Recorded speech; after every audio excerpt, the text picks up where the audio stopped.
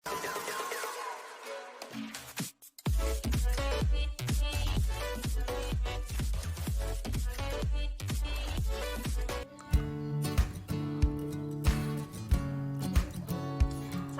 teman-teman, perkenalkan nama saya Farida Ramadhani dari Prodi Pendidikan Biologi Universitas Tidjar. Di sini saya akan menyampaikan tentang materi komponen ekosistem. Silakan disimak.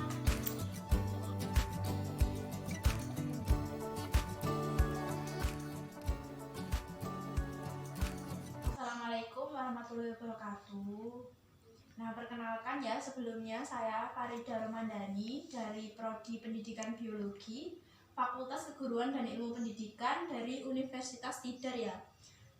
Oke, yang selanjutnya itu saya akan menjelaskan tentang rencana pembelajaran ya, atau RPP. Nah, ini untuk mata kuliahnya sendiri itu tentang strategi belajar mengajar biologi tentang komponen ekosistem ya.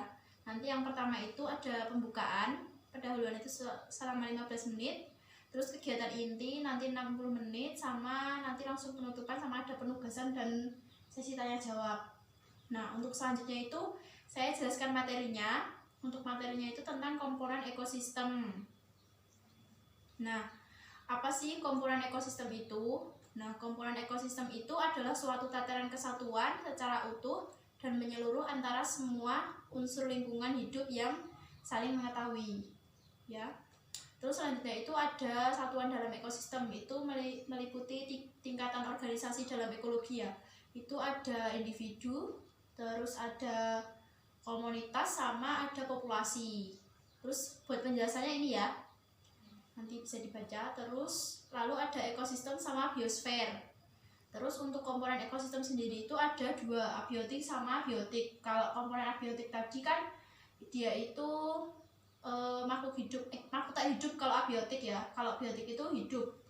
Nah, contoh dari komponen abiotik sendiri itu tanah, terus ada air. Nah, terus kalau yang komponen biotik itu dibedakan menjadi dua, autotrof sama heterotrof.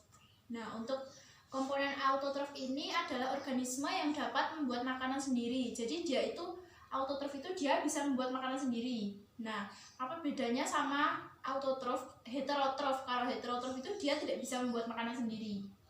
Kalau autotrof ini contohnya itu produsen. Kalau produsen itu kan dia berarti yang membuat kan. Jadi dia membuat produk itu pertama. Jadi dia itu bisa menghasilkan makanan. Nah, makanan ini itu dihasilkan melalui fotosintesis. Contohnya pada tumbuhan hijau. Contohnya itu pada tanaman. Nah, untuk yang selanjutnya itu heterotrof. Nah, komponen heterotrof ini itu dia itu kan karena nggak bisa membuat makanan sendiri kan. Nah, dia itu mendapatkan energinya itu dengan cara memakan organisme lain. Di sini terjadi proses perombakan bahan-bahan secara kompleks. Nah, komponen dari heterotrof sendiri itu ada konsumen, decomposer, sama detritivor. Nah, decomposer itu pengurai, kalau detritivor itu penghancur ya. Penjelasannya sudah ada di sini. Terus selanjutnya itu ada hubungan antara komponen dalam ekosistem. Nah, komponen dalam ekosistem itu ada rantai makanan. Rantai makanan itu hubungan atau peristiwa makanan, peristiwa makan dan dimakan. Kalau itu ya, rantai makanan. Nah, kalau jaring-jaring makanan itu sekumpulan rantai makanan yang saling berhubungan satu sama lain. Jadi tuh rantai makanan ini tuh kayak sehabis dari jaring-jaring makanan. Dia ini kayak susunannya dari rantai makanan ini. Nah, terus ada piramida ekologi. Piramida itu ada piramida jumlah, piramida biomasa, sama piramida energi.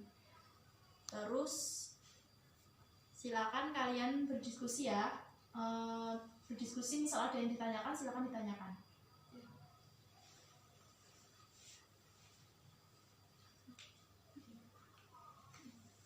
Kak mau tanya. Iya, boleh. Penjelasan dari populasi itu apa sih, Kak? Oh iya, populasi itu sebentar. Nah, populasi itu kan penjelasannya itu adalah kumpulan individu sejenis yang hidup pada suatu daerah dan waktu tertentu. Nah, populasi itu kan kumpulan individu yang sejenis. Berarti dia itu sejenis berada di suatu wilayah tertentu, tapi dia itu juga sejenis gitu. Jadi kayak individu itu terus menjadi populasi. gabungan dari individu dan populasi itu komunitas gitu. Udah. Ya, tadi materi yang saya sampaikan mengenai komponen ekosistem semoga dapat sedikit membantu kalian atau sedikit memberikan pemahaman buat kalian ya. Sekian dari saya. Wassalamualaikum warahmatullahi wabarakatuh. Waalaikumsalam warahmatullahi